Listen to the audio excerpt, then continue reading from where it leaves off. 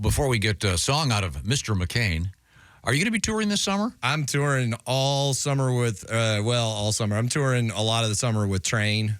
Oh, I love those guys. Yeah, we just announced we're going. Yeah, you can check edwin.com for all the tour dates because that's normally what I do too. I don't look at my schedule past like 3 days ahead because now it just makes it more like an adventure. I'm like, where are we going today? Yeah. Oh, that is fun. Yeah. These are like me. I can't remember any dates. Tom's like that in the morning. Where am I going? No idea today? what I'm doing. Now I saw you this summer. It was a great show. It was Hootie and the Blowfish, Collective Soul, and you opened it up. It was great. And I don't know if you know this. On the way out, I followed you drive your own. Yeah, I was driving the bus. I was right behind you trying to click my lights. And then I tried to pull up next to you. What? You're going to look down and go, what the hell? Yeah. But that was a great show. Great tour. That was a lot of fun, and those guys are like big brothers to me, and so it was a family reunion of sorts. And I forgot how awesome playing the big amphitheaters are because, there's catering and it's clean and everything works. So, I've been living in indie land where something's breaking every single day. And, you get there and everybody's like, it's nice. You're a clean living guy. Yeah, sober. But there was a time. No, I was living a colorful lifestyle before that. And I'm not going to probe into that, but was there ever an exotic animal involved in any of your transactions? That's a good question. I never went to their house. Oh, okay. But I will say this, though. I did call my dealer right before I went to rehab because I felt bad because he was going to be losing so much money. And I felt like I needed to, give him, I felt bad to give him a heads up. I was your financial situation is about to change, sir. And I called him. I was like, and he was upset, probably. I said, hey, man, I was like, look, I just wanted, I'm sorry. I just wanted to give you a heads up. I'm checking in to rehab tomorrow. And he goes, yeah, that's probably a good idea. The dealer. Yeah. Whoa. And I was like, well, there's my final sign. Yeah. If there was any reservations that this is a good idea, that was it. You do the full 28, the 28? No, I did 120 days at a place called Talbot. Oh, I needed it, every bit of it, every second of it. Well, good for you, man. That was good. It was Yeah. good. I'm going to go back eventually. I loved it. I had a great time. Did you have your guitar with you at least? I did, and I would play occasionally, but then That's where he kept his drugs. Yeah. No, we had it was a great time. I was in there. Had a lot of fun experiences. It's the only place in the world where you can see people gathered around a TV watching a high-speed car chase, and it's their chase. I walked up on the TV one day, a bunch of people watching this Corvette being chased by cops. I was like, what are y'all doing? Watching my chase. Oh, yeah. You got a song that you did, I think one of the first times you were in here that I always loved, about solitude. Oh, yeah, that was the very first time I walked in. That's a great song. Yeah, and that's kind of you've kind of, your whole attitude about that has kind of shifted over the years. Yeah, truly, because when I wrote it, I was all defending my friend that got stuck in a rehab, and now as a parent, I'm defending his mom for sticking him in the rehab. And I'm like, that was a good call. Good call, Mom. Should have stayed longer. Okay. Should we get one of the classics out of our guest? What do you think? Happy to do it. Okay. It was just like the very first time I walked in here, I played Solitude. Yeah.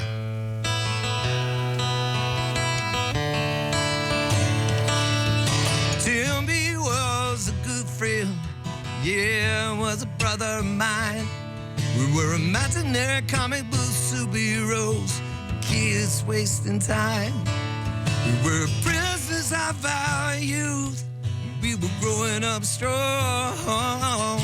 Until that day he was taken away for something he did wrong.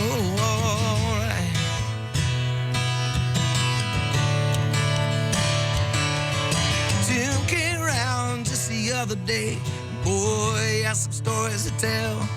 See, his mama kept him locked up in a rehab, though the doctor said he was well. Say, yeah, I've been through the anger and the hatred towards my mom. I put all that behind me. Just tell me what was it like to go to your prom.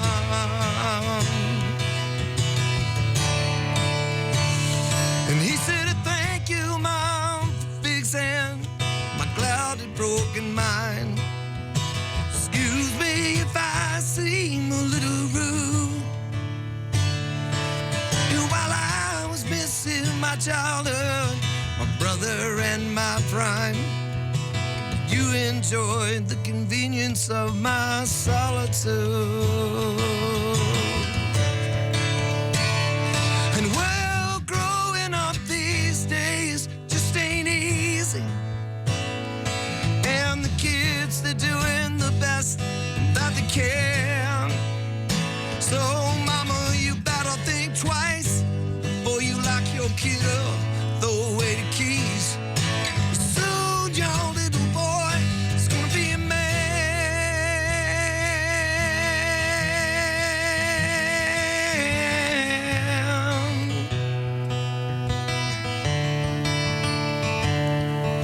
Tim left town just yesterday. He left me with these words.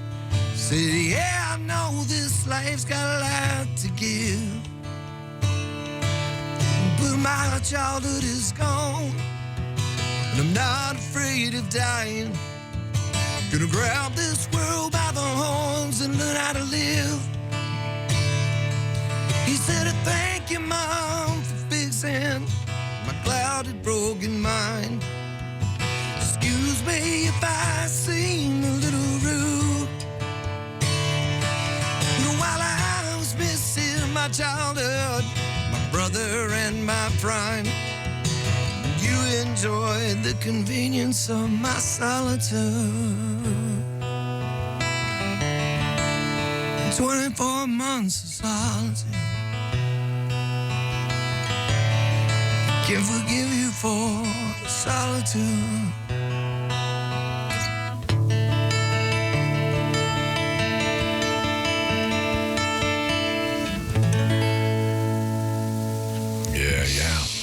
Edwin McCain, one of the first tunes he ever played for us, so many years ago.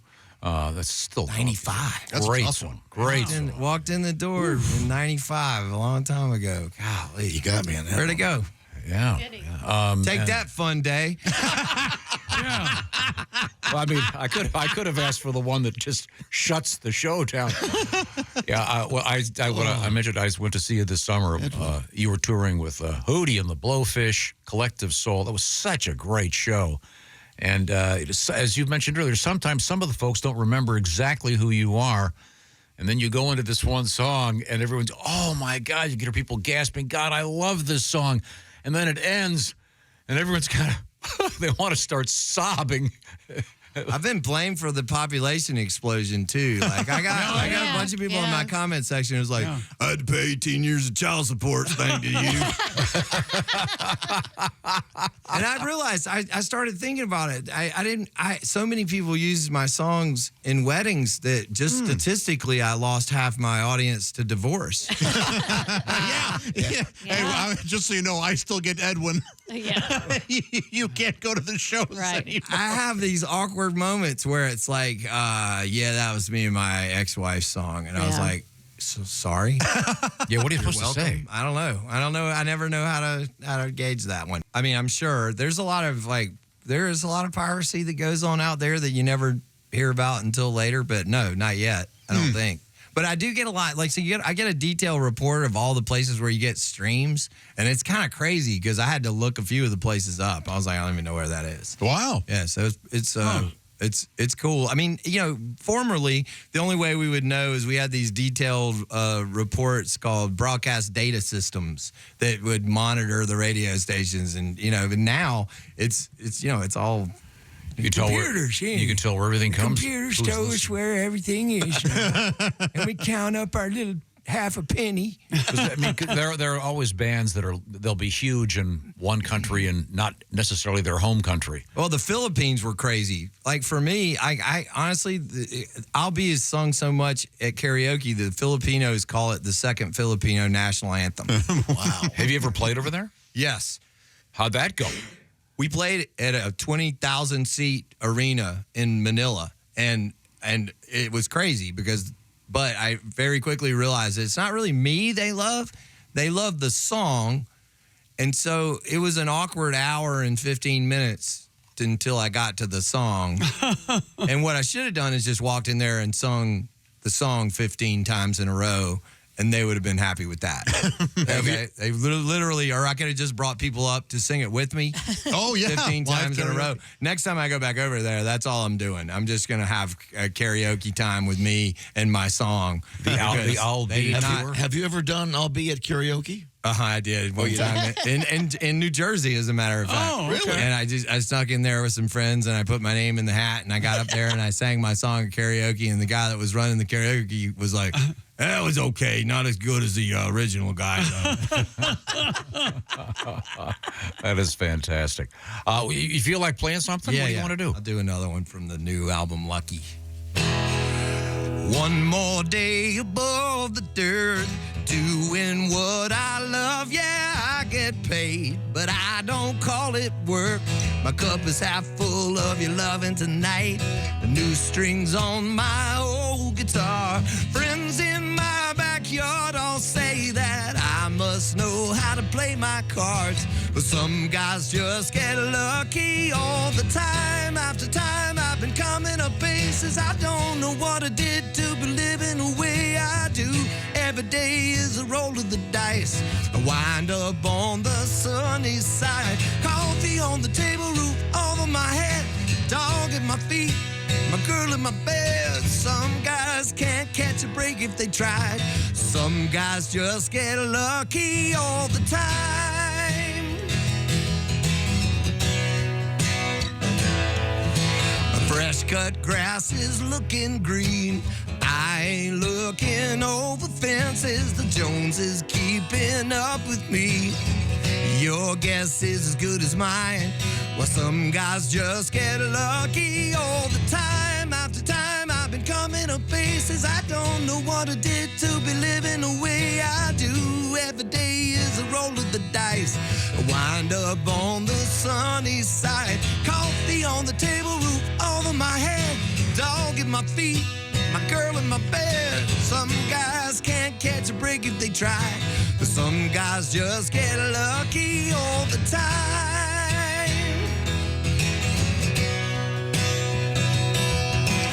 One more day above the dirt is way more than I deserve. Someone up there loves me. Whatever I'm doing's working. Time after time, I've been coming up aces. I don't know what I did to be living the way I do. Every day is a roll of the dice. I wind up on the sunny side. Coffee on the table, roof over my head. Dog at my feet, my girl in my bed. Some guys can't catch a break if they try. Some guys just get lucky all the time. Lucky all the time. Some guys just get lucky all the time.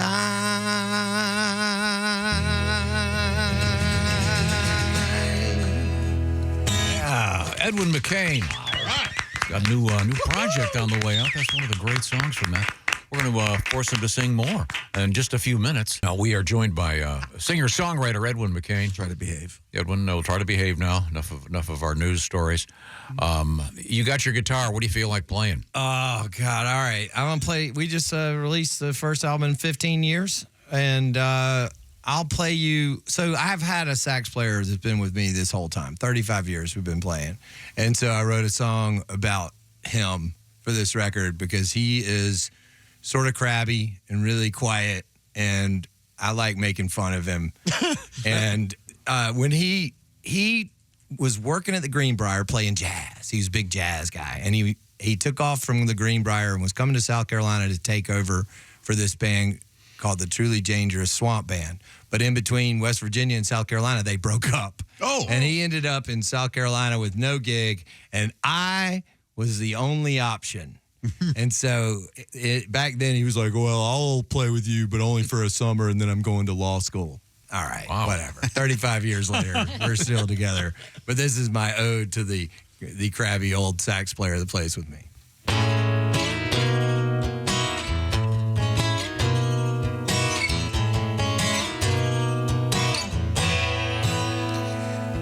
What were those nasty cigarettes that you used to smoke? in 1992 when we first met. You know, me and Kay were laughing, but you didn't get the joke. Wisely skeptical, hadn't made your mind up yet. You smoke cool miles,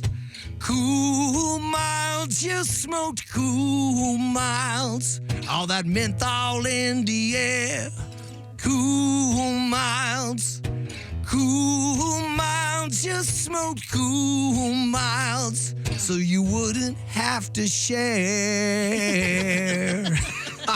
We'll blame it on your sister Darcy or that bartender at the wing.